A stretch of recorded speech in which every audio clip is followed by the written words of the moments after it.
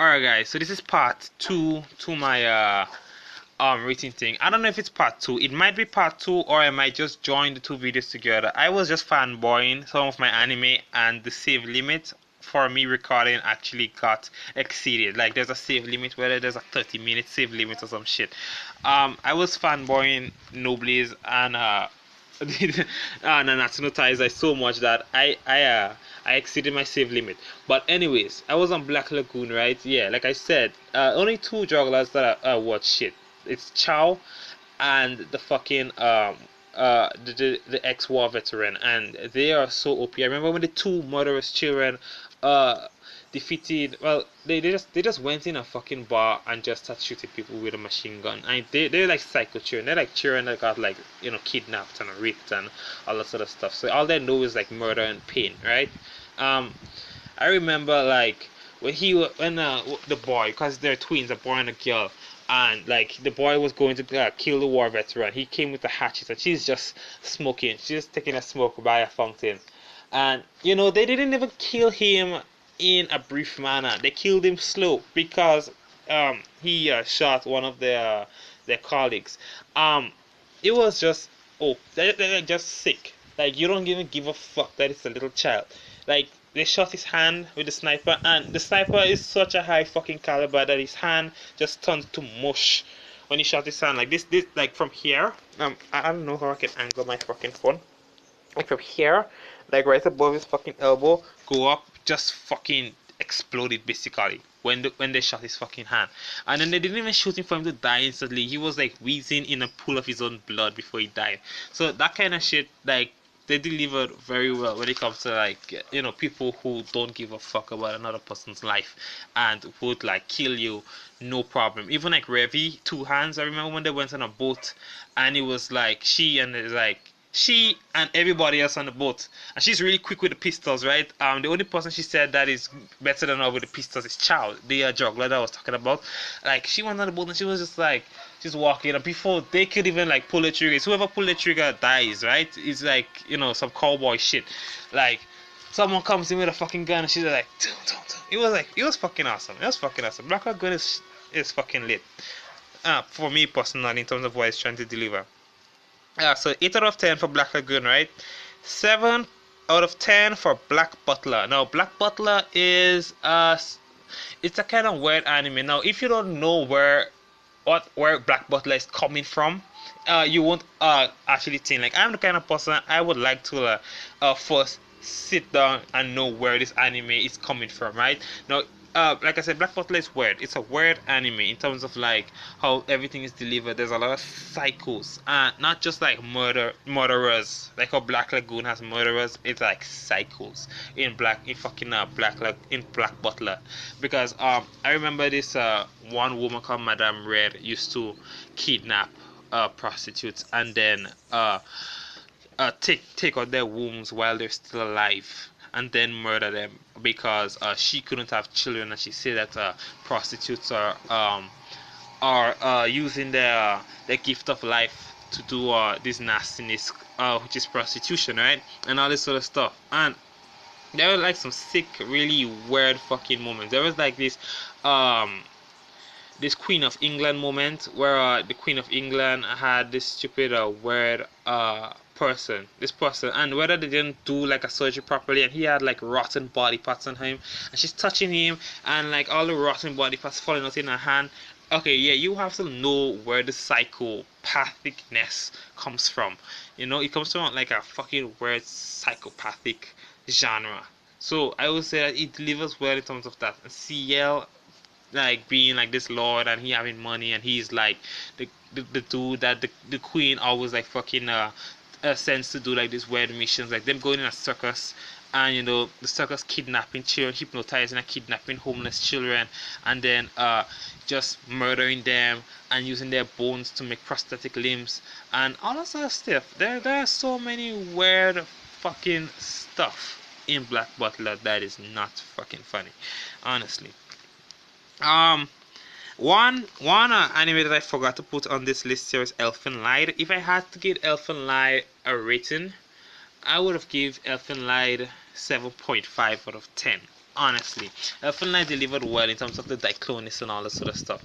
The only stuff that I didn't like the ending. The ending was like, who is knocking on the door? Who is knocking on the door? Because I know for a fact that Lucy died. Lucy died. She died for sure because they all had 50 caliber rounds shooting her on the bridge. And then in the ending of the anime, someone is knocking on the door. Who's knocking on the fucking door? That just fucked with me so heavily when I watched that anime. It's not even funny. It's not even funny.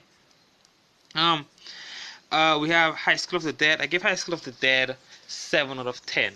But when I think about it, yeah, High School of the Dead deserves a 7 out of 10. You know, it's pretty awesome. There is like, you know, a reasonable amount of eki. There was a weird boob physics bullet moment, and you know all this sort of stuff. But at the end of the day, High School of the Dead delivered very well in terms of like all that sort of shit, in terms of like the zombie apocalypse, and you know everything, your whole lifestyle, everything just immediately changes. You know, and you know some really cringe-worthy moments when like they're so close to being eaten alive by zombies that they narrowly escape death and all this sort of stuff. So yeah, I give High School of the Dead a 7 out of 10. For Dragon Ball Super, I give Dragon Ball Super a 6.5 out of 10. Now, the reason why I give Dragon Ball Super a 6.5 out of 10 is that I would like to see Dragon Ball Z deliver something a bit more different, personally speaking. I'm tired of, like, it's just Goku, Vegeta, and them. And then it's always like a new person coming, a new person coming, a new person coming. And then, you know, they scream, they power up, they fight. They take a break. A next person come, they scream, they power up, they fight, they take a break. You know, there is no like diversity in terms of the Dragon Ball Z storyline. Like, you know, I would like to see a lot more downtime with Goku and them as well. Like I like them like living their lives a bit more, you know, on Earth sometimes, you know. And we get that it's an action based thing, but you know, at the end of the day, you know, I would like to see like something a bit different. I don't know what I would like to see in Dragon Ball Super, but I just want something different in Dragon Ball Super. I just want it. I don't know. It's just lacking in a certain area for me, honestly speaking. So yeah, I give it a 6.5 out of 10. A lot of people might disagree with me because a lot of people watch Dragon Ball Super, but I don't know. I gave it a 6.5 out of 10. For Pokemon, I gave Pokemon a 5.5 out of 10. Honestly, now Pokemon really mainstream. It is one of the anime that we grew up watching. You know, a lot of people grew up watching Pokemon, not even knowing Pokemon was anime and all that sort of stuff, right? You know, but where Pokemon doesn't deliver well, for me personally speaking, is I hate the reset. The reset every time Ash defeats a fucking Ash goes to a league and then goes to a new region. There's like a slight reset, I should say. For starters, Pikachu's level. Why is Pikachu so fucking weak every time there's a reset? I remember that Ash fought with Pikachu right up. He did fucking Johto League, the Kanto League, the Badges. He did the fucking Coral Islands. He did the Battle Frontier with Pikachu. He did the Hoenn League, all that sort of shit, and then Pikachu lost to a starter Snivy. Even though Pikachu was sick, a quick attack is going to kill a level 5 Snivy from a Pikachu that's been through all that. And, you know, that sort of shit just like, you know, kind of fucks with it.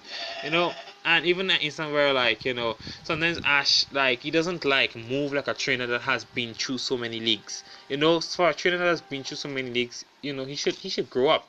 And in a literal manner, he should grow up. Why is Ash still fucking 10 years old in his Wikipedia page? Can we have a mature Pokemon for the people who actually grew up watching Pokemon? We're ready to see Ash as a teenager. We're ready to see like a little bit more from Pokemon, you know. And you know, I sometimes wonder in like terms of like some Pokemon battles, you know, it like the only ones that are actually good, the only Pokemon battles that are actually good, rival battles are good.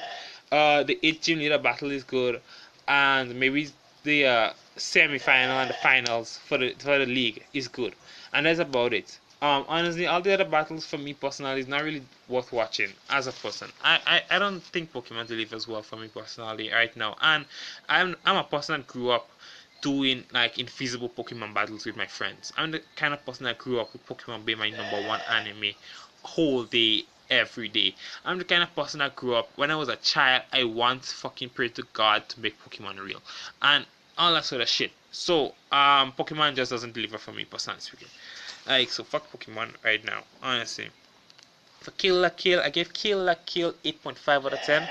There was a really good plot twist in Kill la Kill. And everything Kill la Kill was pretty awesome, and especially knowing that it's a short anime and it did so well in terms of like the storyline and how everything was delivered, and the storyline actually being very informative and juicy and all that sort of stuff.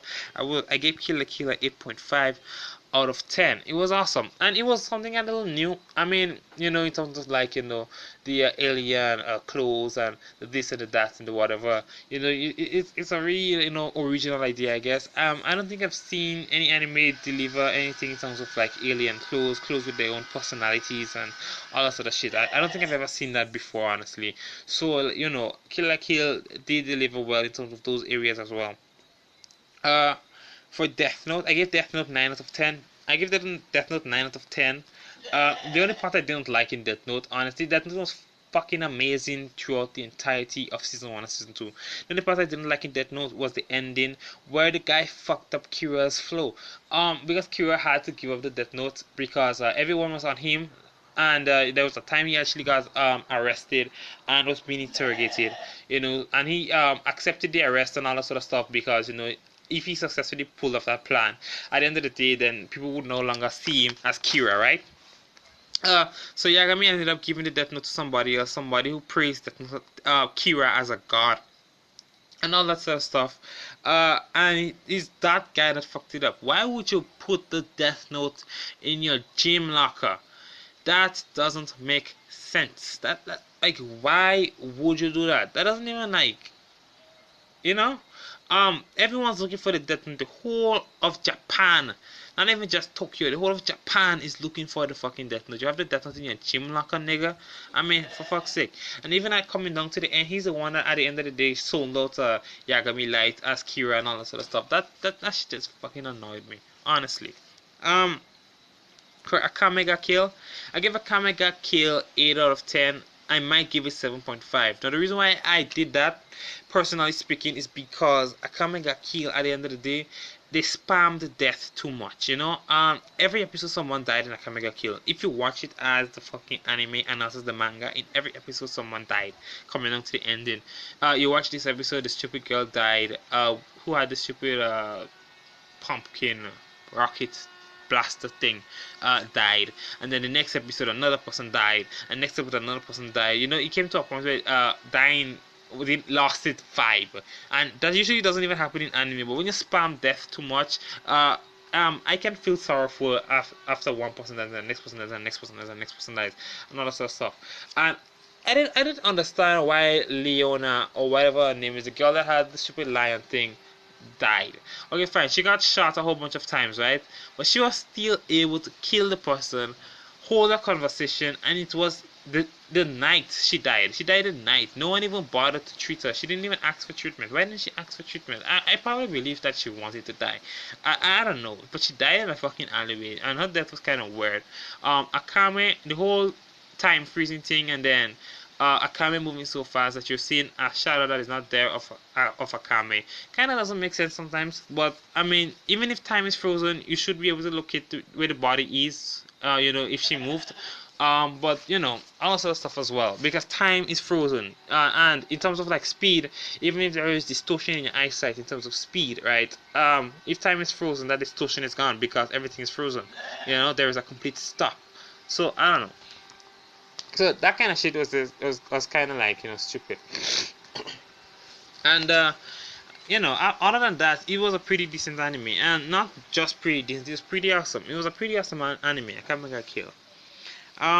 For Prison School, I gave Prison School 10 out of 10.